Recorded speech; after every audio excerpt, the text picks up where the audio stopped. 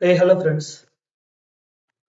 Welcome to our channel SAP SD and ABAP Lake support. In yesterday's session, we discussed about how to configure the workflows in the app, manage sales document workflows, and what are the preconditions and what are the steps and where we define the recipients or approvals.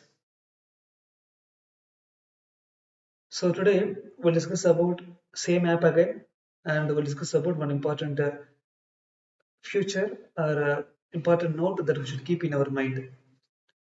Suppose remember that there are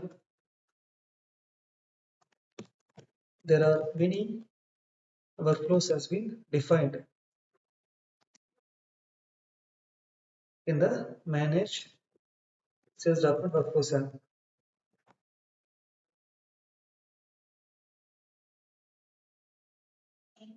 So there are many workflows defined in the manage sales document workflows app. Like for say preconditions. For example, this is the just imagine that there are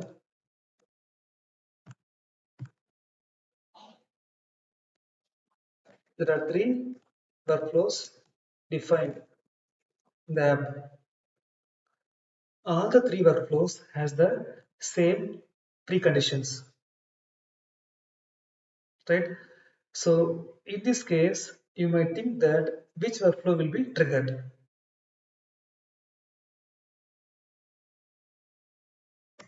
Okay, so if I give one more example, if we go to the pricing access sequence level, we have one checkbox called exclusive. Okay, let me show you that you will understand better.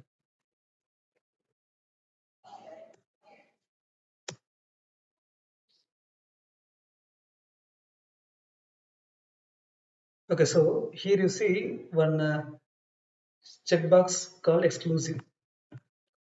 So if we enable this exclusive checkbox means, then what does it mean? Whenever system identifies any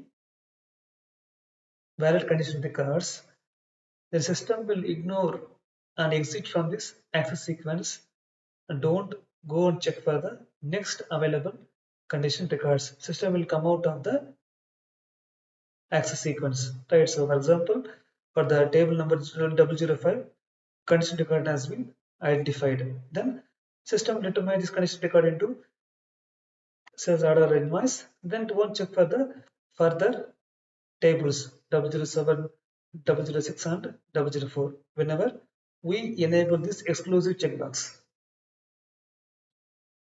right? When system identifies the valid condition records, system will come out from the search strategy when this is enabled.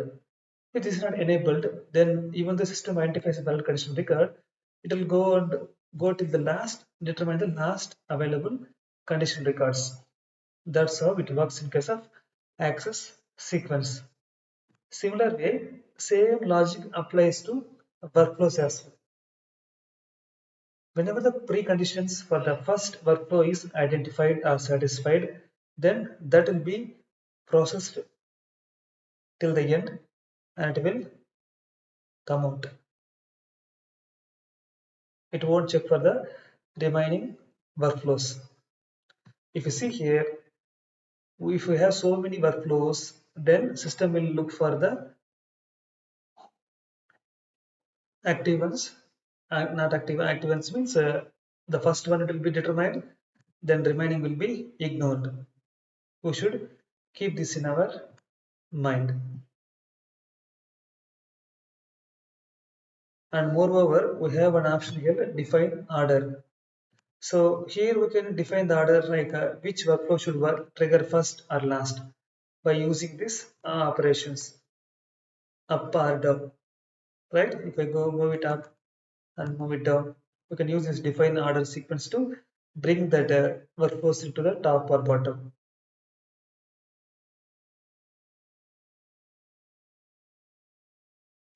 So it might be one of the important interview question as well.